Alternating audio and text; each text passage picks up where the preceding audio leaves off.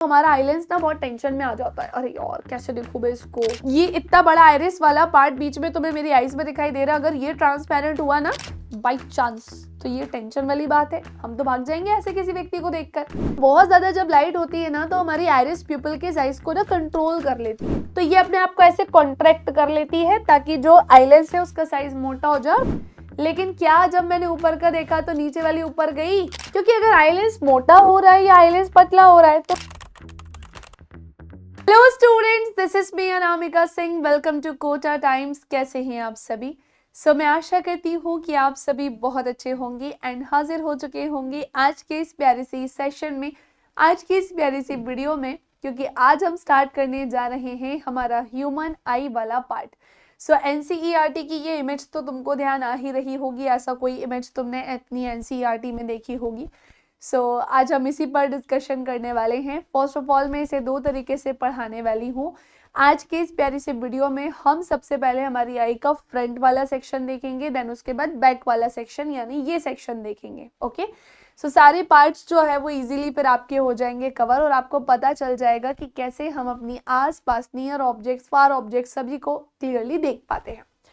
But इसके लिए मुझे कुछ ब्लैंक स्पेस चाहिए होगा, सबसे पहले तो वो ले लेते हैं। ठीक है, तो हमने ये जो प्लेस लिया है उसके पीछे रीजन है, क्योंकि हम हमारी प्यारी सी आईज को फ्रंट वाले पार्ट से देखने जा रहे हैं। और किसी ने भी कमेंट किया ना कि मैम ये कैसी दिखाई दे रही है, फर्क नहीं पड़ता है, हमें केवल एक ही चीज से मतलब है अभी, और वो ये है कि एक्चुअली में हमारी आईज वर्क कैसे करती है। ओके, तुम्हें इजी लैंग्वेज में समझना है वो मैं वो कर सकती हूँ। ह्यूमन आई वाला पार्ट है ये हमारा ह्यूमन आई कलरफुल वर्ल्ड। इसके बाद एक और वीडियो पहले डिफेक्ट्स की आएगी, विजन ऑफ डिफेक्ट्स, डिफेक्ट्स के बारे में पढ़ेंगे और उसके बाद फिर हम पढ़ेंगे क्या, अपना कलरफुल वर्ल्ड। ठीक है, मैम ये ह्यूमन आई को कैसे ड्रॉ करना है, तो देखो मेरे पास तो ये थोड़ा सा क्या सुख सुविधा है, तो मैं इसका इजीली क्या कर सकती हूँ, यूज कर सकती हूँ, और मैं इसको ऐसे पूरा कर ले रही हूँ क्या, फिल। ठीक है, अब ये मत कहना कि मैम ये तो मछली की तरह लग रही है, वो जैसी भी लग रही है तुम्हें इसको ऐसे ही समझना होगा। ये वाला पार्ट मैंने बना लिया है स्क्लेरा, ठीक है, सॉरी आयरिस। और आयरिस के बारे में बात करें इसके सेंटर वाले पार्ट में कुछ ऐसी मैं मस्क्यूलर लाइंस जो है वो ड्रॉ कर रही हूँ। ये आपको आपके मेन डायग्राम में भी देखने को मिलेंगी। ये लाइंस कुछ इस प्रकार से, कुछ इस तरह से, कुछ ऐसे ऐसे ऐसे ऐसे ऐसे ऐसे ऐसे, ठीक है। और इसका जो सबसे सेंटर वाला पार्ट है ना, ये रहा वो सबसे सेंटर वाला पार्ट। अब किस पार्ट को हम क्या बोलने वाले हैं, ये हमारी अपर आईलिड्स भी बना लेने दो, है ना, सबकी है ना ये अपर आईलिड्स, तो आईलिशेस भी होते हैं, आईलिड्स भी होती हैं। ये हमारी कौन सी आईलिड्स हो जाएंगी, लोअर आईलिड्स, अपर आईलिड्स और लोअर आईलिड्स। आईब्रोज भी बनानी पड़ेगी, है ना, बिना आईब्रोज के तो काम नहीं चलेगा। और ये आईब्रोज अभी अभी ना पार्लर से होकर आई हैं, इसीलिए देखो कितनी प्रॉपर अरेंज है कि नहीं, जैसे तुम लोग तैयार वैयार होके रहते हो।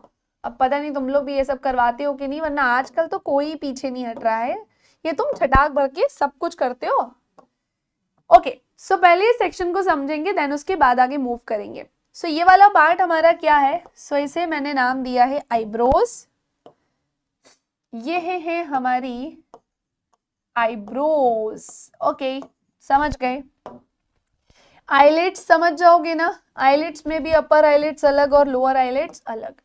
इसे मैं नाम दे रही हूं हमारी अपर आईलिड्स और इसे मैं नाम दे रही हूं क्या, लोअर आईलिड। ठीक है, अपर आईलिड और क्या हो जाएगी, लोअर आईलिड। अंदर वाले सेक्शन को क्या नाम दूं, ये जो व्हाइट वाला पूरा पार्ट है ना, इसे हम कहेंगे स्क्लेरा। क्या नाम है इसका, इसका नाम है भाई स्क्लेरा। अब आ जाओ थोड़ा अंदर वाले सेक्शन में, इस पूरे पार्ट को हम आइरिस बोलते हैं। एंड बिल्कुल मिडिल वाला पार्ट जो छोटू सा होल तुमको दिखाई दे रहा है, उसका नाम है प्यूपिल। क्या नाम है उसका, उसका नाम है प्यूपिल। तो जितने भी पार्ट्स मैंने तुम्हें अभी सामने फ्रंट वाले पार्ट में बना के बताए हैं, जितने भी सेक्शन हमने देखे हैं, तुम सच बताओ आके तुम्हारी फ्रंट से ऐसी ही दिखाई देती है ना? मतलब कलर पे मत जाना बस, है ना, कलर पे नहीं जाना है हमको केवल हमारे आईज के इस सेक्शन को देखना है। तो मुझे बताओ कि तुम्हारी भी आईज जो है वो कुछ ऐसी दिखाई देती हैं? हाँ, और क्या तुम्हें ये नहीं पता है कि कौन सा सेक्शन तुम्हारा क्या कहलाता है? इसी के साथ अगर मैं बात करूं कि हमारे प्यूपिल वाले पार्ट, इन पूरी आईज में से हमारा मेन सेक्शन की बात करें जो कि क्या है, प्यूपिल, क्योंकि सबसे पहले लाइट को एंटर यही ही करता है, सबसे पहले लाइट को एंटर यही ही करता है, इसी का ही रोल होता है। तो सुनो, तो हमने बना लिया डायग्राम, एक एक के बारे में समझते हैं। जैसे ही लाइट सबसे पहले एंट्री करती है, मैंने सबसे पहला पार्ट नहीं बनाया है, क्यों? क्योंकि इसमें अच्छा भी नहीं लगेगा, तुम्हें समझ भी नहीं आएगा। सबसे बाहर के साइड इस वाले सेक्शन में वो ये होता है, और इसे हम किस नाम से जानते हैं? कॉर्निया के नाम से जानते हैं। किस नाम से जानते हैं? सो यही जाना जाता है भाई, कॉर्निया के नाम से, है ना, इसी को हम कॉर्निया कहते हैं, ठीक है। बट मैम कॉर्निया क्या काम करती है? तो चलो आज हम यही देख लेते हैं कि ये कॉर्निया क्या काम करती है। सबसे पहले लाइट रेज हमारी आईज में पड़ती हैं, तो आईज के किस पार्ट से टकराती हैं? सो सबसे बाहर वाले सेक्शन में ऐसा निकला हुआ सा ये होता है, इसको हम कहते हैं कॉर्निया। कॉर्निया से टकराने के बाद ये लाइट रेज कहाँ पर जाएंगी? अंदर। सो अंदर ये मस्क्यूलर डायफ्राम होता है। आइरिस क्या है? ये एक मस्क्यूलर डायफ्राम होता है, और ये बेसिकली ना लाइट को एब्जॉर्ब कर लेता है, ट्रांसपेरेंट नहीं है, वरना तुम सोचो कि इसकी हेल्प से बहुत सारी लाइट अंदर जा रही है। आईज हमारे किसी भी ऑब्जेक्ट को देखने में हेल्प करती है, yes this is true, but अगर ये इतना बड़ा आइरिस वाला पार्ट बीच में तुम्हें मेरी आईज में दिखाई दे रहा है, अगर ये ट्रांसपेरेंट हुआ ना, सो बहुत ज्यादा लाइट हमारी आई के अंदर एंटर कर जाएगी, जिसका मतलब ये होगा कि हमारे इंटरनल सेंसिटिव पार्ट्स बर्न हो सकते हैं, बहुत ज्यादा लाइट हमारी आंखें झेल नहीं पाती हैं। सो हमने देखा कि जो लाइट है वो कहाँ पर पहुंची? आइरिस पर, और जैसे ही आइरिस पर पहुंचेगी, आइरिस इसे क्या कर लेगी? एब्जॉर्ब। फिर मैम अंदर कैसे गई? ये प्यूपिल की हेल्प से। प्यूपिल भाई साहब छोटू से होते हैं, और ये होते हैं ट्रांसपेरेंट। इसी की हेल्प से लाइट कहाँ जाती है? हमारे आईज के अंदर जाती है। समझ पाई ये बात? सो पहली कहानी हमने क्या जानी? लाइट, आईज का ऐसा कौन सा पार्ट है जो सबसे पहले लाइट को अपनी आंखों पर लेता है, मतलब सबसे पहले लाइट जो है उससे टकराती है। सो आंसर क्या हो जाएगा हमारा? कॉर्निया। सेकेंड पार्ट के बारे में अगर मैं बात करूं कि उसके बाद कहाँ जाएगी? आइरिस। आइरिस उसे एब्जॉर्ब कर लेगी और प्यूपिल उसे अंदर की तरफ भेज लेगी। अभी कहानी पूरी नहीं हुई है। हमने देखा कि आईब्रोज भी है और दूसरे पार्ट्स भी है, ये कैसे काम करते हैं और आइरिस का मेन काम क्या है? सो देखो, आईब्रोज भी हमारे आईज को प्रोटेक्ट करके रखने का काम करते हैं। जैसे स्वेटिंग होता है, पसीना होता है, तो पसीना ऐसे ऐसे ऐसे आया, अगर मान लो कि ये हमारे आईब्रोज नहीं होंगे ना, तो ये पसीना हमारी आंखों के अंदर चला जाएगा, और अगर ये आंखों के अंदर चला गया ना, तो टेंशन वाली बात है। मतलब गंदगी को क्यों भेजना है अंदर? सो हम क्या ऐसा बोल सकते हैं कि आईब्रोज हमें प्रोटेक्ट करके रखती है? तो तुम क्या कहोगे? यस मैम, आईब्रोज हमें क्या करती हैं? प्रोटेक्ट करके रखती हैं। पहली कहानी डन। इसको मैं अलग से नहीं लिख पाऊंगी, इसके बारे में मैं यहीं पर ही बता दे रही हूँ कि आईब्रोज क्या करती है। सो इसका मेन फंक्शन होता है, इसका मेन फंक्शन होता है प्रोटेक्शन। इसका मेन फंक्शन होता है, क्या होता है? सो इसका मेन फंक्शन है प्रोटेक्शन। ये हमें प्रोटेक्ट करके रखने का करती है काम, ठीक है। स्वेटिंग से बचाती है, गंदगी से बचाती है। मैम ये आईलिड्स क्या है भाई? दो अपर आईलिड अलग है, लोअर आईलिड अलग है, और क्या दोनों में से मूवमेंट कौन करती है? तो दोनों ही करती है, बट अपर आईलिड का मूवमेंट लोअर आईलिड के कंपैरिजन में थोड़ा सा ज्यादा होता है। कैसे होता है? मुझे एक बात बताओ, अगर मुझे ऊपर का कोई ऑब्जेक्ट देखना है तो मेरी नीचे वाली आईलिड थोड़ी ना ऊपर चली जाएगी, बल्कि ऊपर वाली ऊपर जाएगी। कैसे? देखो, ऊपर का देखना था तो ऊपर वाली ऊपर, नीचे का देखना है तो ही ऊपर वाली कहाँ आई? नीचे आई। लेकिन क्या जब मैंने ऊपर का देखा तो नीचे वाली ऊपर गई? क्या ये पॉसिबल है? नहीं पॉसिबल। और ऐसा हो गया ना बाई चांस, तो ये टेंशन वाली बात है, हम तो भाग जाएंगे ऐसे किसी व्यक्ति को देखकर। सो हमारी दोनों आईलिड मूवमेंट करती हैं, बट अपर आईलिड लोअर के कंपैरिजन में थोड़ी सी ज्यादा मूवमेंट करती है। तो ये हमने इसके बारे में जाना कि बेसिकली ये क्या करती हैं, मूवमेंट करती हैं, ये दोनों ही मूवमेंट करती हैं, और अपर वाली कैसी करती है, थोड़ी सी ज्यादा करती है। अब आगे आ जाओ, ये वाले पूरे सेक्शन में व्हाइट वाले पार्ट को मैंने नाम क्या दिया है, स्क्लेरा दिया है।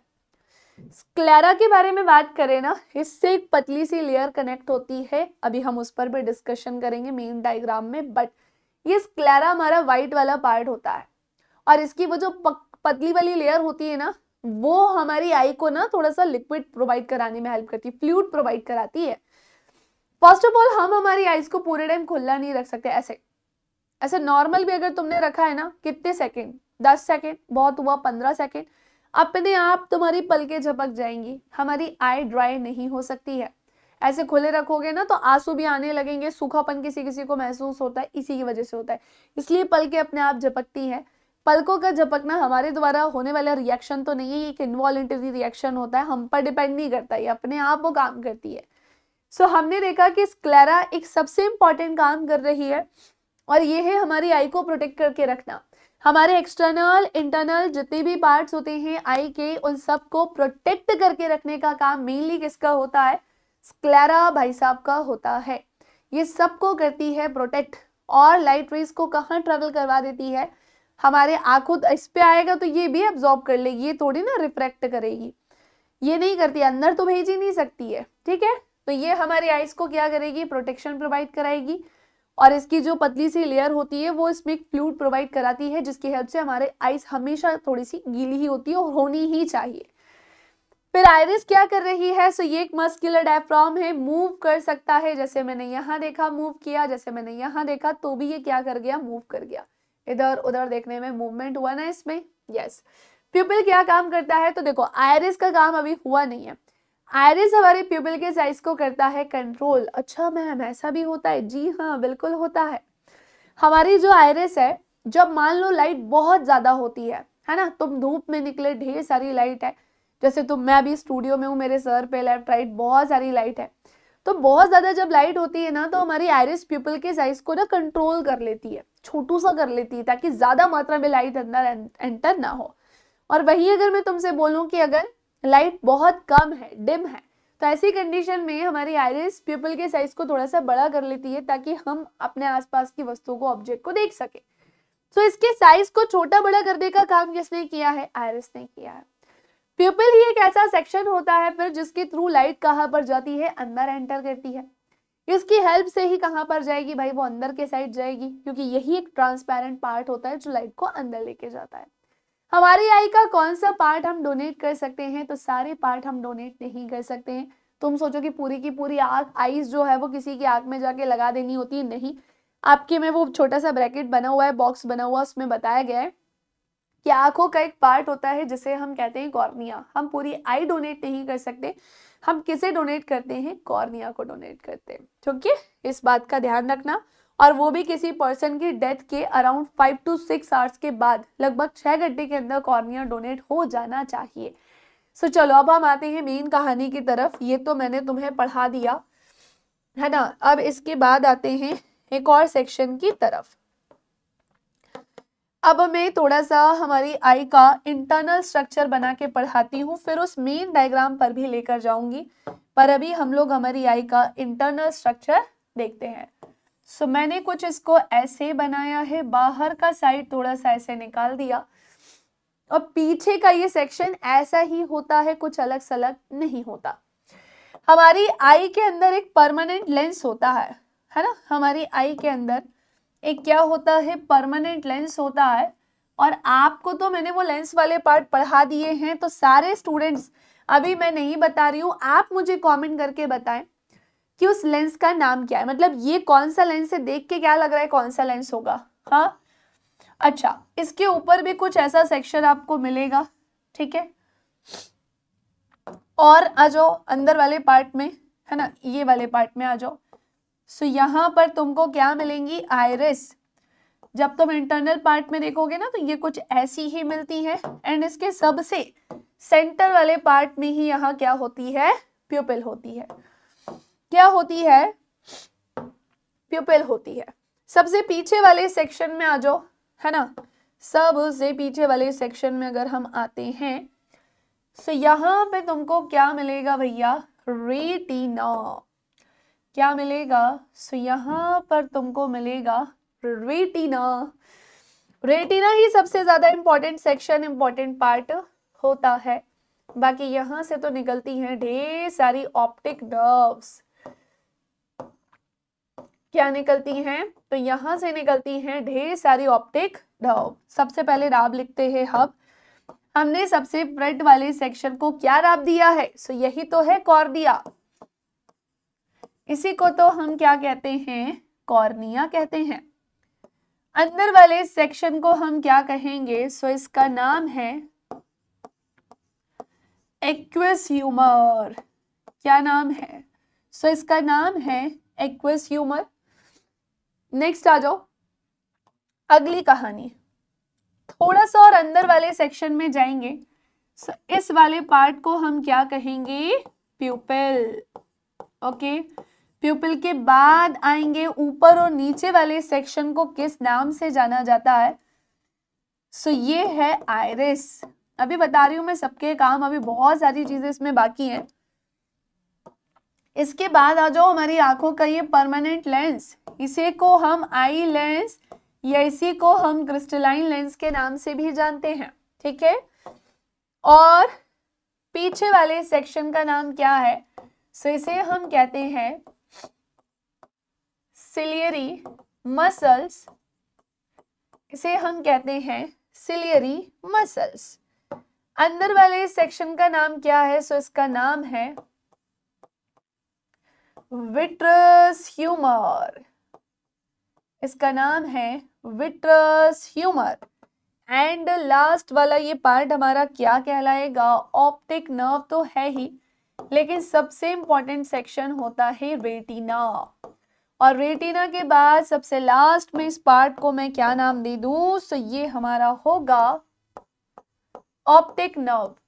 मैंने आपसे स्टार्टिंग में ही प्रॉमिस किया था कि ह्यूमन आई का जो मेन डायग्राम है ना, वो तुम लोगों को मैं ड्रॉ करना सिखाऊंगी, जो कि मैंने अभी बताया कि ह्यूमन आई कुछ इस तरह से बनती है।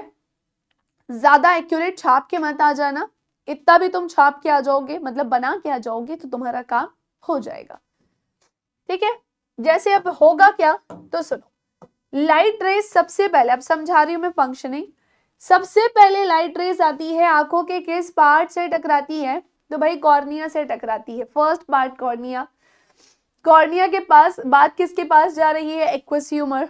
अब कॉर्निया से तो अंदर चली गई, लेकिन ये वाला पार्ट क्या काम कर रहा है, सो ये भी एक फ्लूइड से भरा होता है। हमारी आई के जितने इंटरनल सेक्शन होते हैं ना, इंटरनल कह रहे हैं, एक्सटर्नल वाले पार्ट, फ्रंट पार्ट होते हैं जो, ये फ्रंट वाला जो सेक्शन होता है, इन सभी को नरिश करने का काम कौन करती है, एक्वस ह्यूमर। भाई इनको भी तो नरिशमेंट चाहिए ना, नरिश करना होगा ताकि ये भी आसानी से अपने काम कर सके। तुमको क्या लग रहा है कि आंखों के ऊपर अत्याचार करना होता है, नहीं, उसके ऊपर कोई अत्याचार नहीं करना। आईज हमारी बॉडी का बहुत सेंसिटिव पार्ट है, इसे हमें प्रोटेक्ट करके रखना होता है। तो हमने देखा कि लाइट रेज ऐसे ऐसे आएगी और फिर एक्वस ह्यूमर से टकरा जाएगी। अब ये एक्वस ह्यूमर भाई साहब क्या करेंगे, सो एक्वस ह्यूमर से ही अंदर की तरफ जाएगी, तो इन्हें दो चीजें मिलेगी, आइरिस और एक मिलेगा प्यूपिल। तो तुम जानते हो कि आइरिस लाइट रेज को तो एब्जॉर्ब कर लेती है, क्योंकि आइरिस ट्रांसपेरेंट पार्ट है ही नहीं। ट्रांसपेरेंट पार्ट कौन सा है, प्यूपिल। तो प्यूपिल क्या करे, आइरिस क्या करेगी, प्यूपिल के साइज को कंट्रोल, ज्यादा रोशनी में प्यूपिल का साइज छोटा, और कम रोशनी में प्यूपिल का साइज थोड़ा सा बड़ा। अब लाइट रेज इस प्यूपिल से होकर कहाँ चली गई, हमारी आई लेंस के पास चली गई, जिसे हम क्रिस्टलाइन लेंस के नाम से भी जाते हैं। ये कॉन्वेक्स लेंस होता है। कौन सा लेंस होता है, सो यह एक कॉन्वेक्स लेंस होता है जो मेनली हमारी लाइट रेज को कन्वर्ज करने में करता है हमारी हेल्प, जो मेनली हमारी लाइट रेज को कन्वर्ज करने में करता है हेल्प। और केवल इतना ही नहीं, और केवल इतना ही नहीं, अब जैसे ही ये आंखों के अंदर जाएगा ना, और मैं बता दूं ये फ्लेक्सिबल होता है, हमारा आई लेंस फ्लेक्सिबल होता है, अपने साइज को चेंज कर सकता है। तुम सोचो ना कि हम हर डिस्टेंस पर रखे ऑब्जेक्ट को देख पाते हैं, यस और नो? सो हर डिस्टेंस पर रखे ऑब्जेक्ट को देख ही इसलिए पाते हैं क्योंकि आईलेंस है फ्लेक्सिबल, ट्रांसपेरेंट, मतलब ये इजीली अपने शेप को क्या कर लेता है, चेंज ऑब्जेक्ट्स के अकॉर्डिंग, है ना। और ऐसा करने में इसकी जो हेल्प है ना, इसकी दो बहनें करती हैं। फ्रेंड्स बोल दो, ऊपर और नीचे के साइड क्या मिलेंगे, सिलियरी मसल्स। और ये पूरी कोशिश करेंगे कि हर डिस्टेंस पर अगर ऑब्जेक्ट रखा है तो मैं यानी सिलियरी मसल और आईलेंस हम मिलकर हर डिस्टेंस पर रखे ऑब्जेक्ट को देख सके। जैसे अब एक्चुअली में होता ही है, तुम अपना हाथ लेना और इसको सामने रखना, फिर मैं तुमसे कहूंगी सब दिख रहा है, हाथ दिख रहा है, तो तुम कहोगे हाँ आसपास की चीजें भी दिख रही है और ये हमें हाथ भी अच्छे से दिखाई दे रहा है। अगर मैं तुमसे कहूं कि इसे तुम अपनी आंखों के बिल्कुल सामने लेकर आओ, ऐसे पास में, दिखाई दिया धुंधला, मतलब ये तुम्हें उतना क्लियर नहीं दिख रहा है, दिख तो रहा है कि हाँ ये हाथ है, लेकिन उतना अच्छे से नहीं दिख रहा, बल्कि आजू बाजू की चीजें बिल्कुल सही दिख रही हैं। चलो अब वापस से इसे पीछे लेकर जाओ, अरे वापस से दिखने लगा ये तो। ऐसा इसलिए हुआ क्योंकि किसी भी ऑब्जेक्ट को देखने के लिए हमारा एक नियर पॉइंट होता है। उस नियर पॉइंट की अगर मैं बात करूं वो 25 सेंटीमीटर है। हम 25 सेंटीमीटर तक की ही डिस्टेंस को क्लियर देख सकते हैं, उससे कम में हमें वो ब्लरी सी दिखाई देगी, अब उसे अच्छे से नहीं देख पाएंगे, जैसे बिल्कुल सामने नहीं देख सकते, लेकिन यहाँ है तो हाथ शानदार सुंदर सा दिखाई दे रहा है। इसी तरह से जब हमारा ऑब्जेक्ट जैसे कि बहुत दूरी पर, इंफिनिटी, हम कितने, हमारा पावर पॉइंट क्या होता है, कितने दूर तक के ऑब्जेक्ट को हम देख सकते हैं, इंफिनिटी। एक पहाड़ पर तुम हो तो पहाड़ का बिल्कुल किनारा भी अगर होगा ना, वहां तक भी नजर पहुंच सकती होगी तो पहुंचेगी, क्योंकि हमारा पावर पॉइंट क्या होता है, इंफिनिटी, और नियर पॉइंट क्या होता है, 25 सेंटीमीटर। अब जैसे ही कोई ऑब्जेक्ट हमारी आंखों के सामने आता है ना, तो हमारा आईलेंस ना बहुत टेंशन में आ जाता है, अरे यार कैसे देखूं मैं इसको, ये तरीका है याद करने का, अरे यार मैं कैसे देखूं इसको। तो ये ना टेंशन के मारे अपने साइज को ऐसा मोटू सा कर लेता है, कैसा कर लेता है, ऐसा मोटा सा। और इसके बाद ये सिलियरी मसल्स क्या करती है ना, कहती है तुम टेंशन मत लो, मैं तुम्हारा साइज मोटा करने में हेल्प करती हूँ। तो ये अपने आप को ऐसे कॉन्ट्रैक्ट कर लेती है ताकि जो आईलेंस है उसका साइज मोटा हो जाए और पास रखे ऑब्जेक्ट को हम इजीली देख सके। अब जैसे जैसे ऑब्जेक्ट डिस्टेंस क्रिएट करना स्टार्ट करता है, दूर जाता है, ऑब्जेक्ट दूर होता है, तो आईलेंस टेंशन फ्री हो जाती है, अपने साइज को ऐसे नॉर्मल करके लंबा करना शुरू कर देती है, ऐसा लंबा। और जो सिलियरी मसल है ना, वो करवाती है ऐसा, वो कहती है अब टेंशन नहीं लो, ऑब्जेक्ट दूर जा चुका है, मैं भी रिलैक्स करती हूँ, वो भी रिलैक्स हो जाती है, और हमारी जो आईलेंस है वो भी क्या हो जाता है, लंबा हो जाता है। इस वजह से हम हर डिस्टेंस पर रखे ऑब्जेक्ट को देख पाते हैं, चाहे वो बहुत पास हो, चाहे वो पास हो, या फिर वो कैसा हो, बहुत दूर हो। सो आई होप कि आपको ये पूरी कहानी क्लियर हो गई होगी। लाइट रेस कॉर्निया से होकर, एक्वस ह्यूमर से होकर प्यूपिल और आईलेंस, मतलब प्यूपिल से होकर कहा जाती है आईलेंस के पास। अब जैसे ही आईलेंस के पास जाएगी, आईलेंस ने तो अपना काम कर दिया भाई, वो फ्लेक्सिबल भी हो गया, ट्रांसपेरेंट तो वो है ही, उसने लाइट रेस को सीधे किस तक पहुंचा दिया, रेटिना भाई साहब के पास। और अगला इंपॉर्टेंट काम अब किसका बचा, रेटिना। ये लाइट रेस ऐसे आती है और सीधे जाकर किससे टकरा जाती है, रेटिना से। हमेशा ध्यान रखना कि रेटिना से टकराएगी ना तो ही इमेज कैसी दिखाई देगी, रियल, और कैसी दिखाई देती है, इनवर्टेड दिखाई देती है। क्या कहा मैंने, कैसे दिखाई देगी, सो रियल दिखाई देती है और इनवर्टेड दिखाई देती है। अब रियल और इन्वर्टेड के पीछे भी कहानी है। तुम ये सोच रहे होगे कि मैम हम तो हमारे आसपास जितनी भी चीजें सबको रियल ही तो देख रहे हैं, लेकिन हमें तो सब सीधी दिख रही है, तो ये इन्वर्टेड कैसे हुई, क्योंकि इसने रियल और इन्वर्टेड तो बनाया। रियल इमेज हमेशा इन्वर्टेड ही होती है, हमने ये पढ़ा है। अब ये जो इन्वर्टेड इमेज है ना, वो ऑप्टिक नर्व रख लेगा अपने पास, ये सिग्नल अपने पास रख लेगा, इसको वो फोटो मिल जाएगी, ये जाकर दे देगा ब्रेन को, ये उस सिग्नल को किसे पहुंचा देता है, ब्रेन, और हमारा ब्रेन इस रियल इन्वर्टेड इमेज को हमें सीधा करके बताता है। इस तरह से हमारा ह्यूमर आई पूरा काम करता है। विट्रस ह्यूमर का क्या काम है, तुम मुझे बताओ हमारी आई का शेप कैसा है, ऑलमोस्ट स्फेरिकल है, तो इसे लगभग ही बोलेंगे, अप्रोक्सीमेटली स्फेरिकल ही बोलेंगे, पूरा स्फेरिकल भी नहीं बोल सकते, लेकिन इसे ये सही शेप देने का काम पता है कौन करता है? Vitreous humour. विट्रस ह्यूमर का ही मेन काम होता है। ठीक है, खत्म ये कहानी, डन। सारे काम सबको समझ में आ गए, फंक्शनिंग सबको समझ में आ गई। सो हमारी आंखें फ्रंट से कैसी दिखाई देती है, हमने ये भी जान लिया। हमने ये भी जान लिया कि हमारी आई के जितने भी इंटरनल सेक्शन है वो वर्क कैसे करते हैं। और मैं हमेशा से, मेरा एक रूल है, मैं लिख जरूर देती हूँ कि मैंने ये डायग्राम किसका बनाया, क्योंकि तुम लोगों पे ना मुझे कुछ ज्यादा ही भरोसा है कि तुम लोग तो समझ ही जाओगे, इंटेलिजेंट भी तो हो। सो ये मैंने मेन डायग्राम बनाया है हमारा ह्यूमन आई। और आई पूरी कभी डोनेट नहीं करते, आई का एक पार्ट डोनेट किया जाता है जिसका नाम क्या है, वो होता है कॉर्निया। चलो भाई, सो आई के ना हम सारे क्या पढ़ने जा रहे हैं, फंक्शंस पढ़ने जा रहे हैं, फंक्शंस ऑफ ह्यूमन आईज। मतलब कि जितना जितना मैंने अभी तुमको एक्सप्लेन। अच्छा एक चीज और, इसके पहले ये देखो, कुछ ऐसी इमेज तुमको मिलेगी बुक्स में, है ना, कुछ ऐसी ही इमेज तुमको कहाँ मिलेंगी, बुक्स में मिलेंगी। और अब देखो वही सारी कहानी है, ये है आई का मेन पार्ट। तुम लोगों ने, मैंने जो भी आई बनाई उसको जो भी नाम दिया हो, ऐसी ही दिखती है वो, मैंने मन से कुछ नहीं बनाया। इसका सबसे बाहर वाला ये सेक्शन क्या कहलाता है? कॉर्निया कहलाता है। अंदर वाले सेक्शन को क्या बोलते हैं? यहाँ पर आइरिस कहते हैं। और इसके अलावा ये वाला पूरा पार्ट क्या कहलाता है? Aqueous humour. और नेक्स्ट आ जाओ, नेक्स्ट आ जाओ थोड़ा सा और।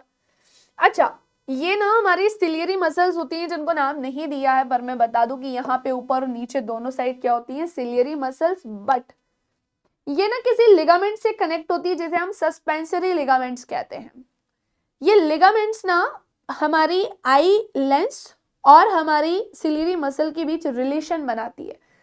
क्योंकि अगर आई लेंस मोटा हो रहा है या आई लेंस पतला हो रहा है, तो मेन रीजन तो उसके पीछे क्या है? सिलियरी मसल्स ही हैं। बट उसकी भी हेल्प कौन करते हैं? तो ये अटैच होते हैं, जुड़े हुए होते हैं किससे? सस्पेंसरी लिगामेंट से। नेक्स्ट आते हैं, हमारा आई लेंस है क्रिस्टलाइन लेंस के नाम से भी जाना जाता है, also known as crystalline lens. And अंदर वाले पूरे सेक्शन को हम विट्रस ह्यूमर कहते हैं। क्या कहते हैं? Vitreous humour. अब नेक्स्ट आ जाओ। ये जो हमारा सेक्शन है ना, ये आगे जाके क्या बनता है, मतलब इसको हम कोरोइड बोलते हैं। सबसे इंपॉर्टेंट पार्ट हमारा क्या होता है? रेटिना। ये हमारा स्क्लेरा वाला पार्ट है। और एक और पार्ट हमारा यहाँ पर होता है ऑप्टिक नर्व, तो तुमको दिखाई दे ही रही होगी। बुक्स में पढ़ने जाएंगे तो बहुत सारे सारे नाम आते। तुमको मैंने जो जो बताया, देखो अब उसमें से कुछ नाम यहाँ पर भी नहीं है ना, पर जितना मैंने बताया उतना ही ध्यान रखना है। ये इमेज मैंने इसलिए यूज की ताकि तुम्हें पता चल सके कि एक्चुअली में हमारी जो ह्यूमन आई है वो कैसे दिखाई देती है। चलो अब आते हैं इसके थ्योरी की तरफ, ताकि तुमको ये ना लगे कि और हमें थ्योरी नहीं लिखवाई।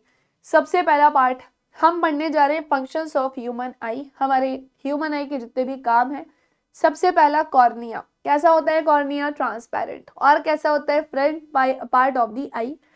रिफ्लेक्ट आई लाइट, मतलब लाइट को रिफ्लेक्ट करने का काम करता है। रिफ्लेक्ट नहीं करेगा, रिफ्लेक्ट करेगा और उसको कहाँ पहुंचा देगा? अंदर। ये जो मैंने जितने फंक्शनिंग बताई ना, ये तभी काम करेगी जब तुम्हारी आई सही, अगर ये सब सही काम कर रही है मतलब आईज भी सही से काम करेगी। इनमें से किसी ने थोड़ी सी भी गड़बड़ की ना, ऊपर नीचे कुछ भी गड़बड़ की, तो याद रखना सारी चीजें गड़बड़ हो जा रही है। फिर हम किसी भी ऑब्जेक्ट को फिर आसानी से नहीं देख पाएंगे, तभी तो डिसीज होती है, तभी तो डिसीजेस होती है। मायोपिया, हाइपरमेट्रोपिया, प्रेसबायोपिया, कैटरेक्ट क्यों हो रही है? रीजन ही यही है उसके होने के पीछे। हाँ, रीजन ही यही है उसके होने के पीछे। सो फंक्शंस ऑफ ह्यूमन आई में हमने देखा कि कॉर्निया ट्रांसपेरेंट है, फ्रंट पार्ट ऑफ द आई है, लाइट को रिफ्लेक्ट करता है, और स्क्लेरा व्हाइट आउटर लेयर होती है। हाँ जी, वो व्हाइट वाला पार्ट होता है हमारी आई के इंटरनल जितने भी पार्ट है ना, मैं मेंशन कर लेती हूँ। प्रोटेक्शन तो करता है, लेकिन मेनली हमारे इंटरनल पार्ट्स को करता है। और एक और पॉइंट यहाँ पे नोट डाउन करेंगे हम कि लाइट को एब्जॉर्ब भी कर लेता है। ये लाइट को क्या कर लेता है? एब्जॉर्ब कर लेता है। क्यों? क्योंकि ये ट्रांसपेरेंट नहीं है। ये ट्रांसपेरेंट नहीं होता है। अगला कंजंक्टिवा की अगर बात करें, मैंने कहा था ना थिन मेम्ब्रेन होती है, उसी को हम कंजंक्टिवा कहते हैं। सो ये थिन मेम्ब्रेन ओवर स्क्लेरा और कीप्स आई मोइस्ट, ये हमारी आई को मोइस्ट जो है वो बनाए रखने का काम करती है, जो कि बहुत ज्यादा इंपॉर्टेंट होता है। तो ये तीनों के काम मैंने तुमको यहाँ पर बता दिए। अगला आइरिस। आइरिस ये हमारा कलर्ड वाला पार्ट होता है। हमारी आइरिस ब्लू कलर की भी हो सकती है, ग्रीन कलर की भी हो सकती है, ब्राउन, ब्लैक, ये सारे कलर की होती है। सो वो कलर्ड पार्ट ही क्या कहलाती है? आइरिस कहलाती है। कंट्रोल प्यूपिल साइज, कैसे कंट्रोल करती है? तो जब लाइट बहुत ज्यादा होती है तो भैया आइरिस उसको छोटू सा कर देती है, और जब लाइट बहुत कम होती है तो आइरिस उसको वापस से कैसा कर देती है? थोड़ा सा बड़ा कर देती है।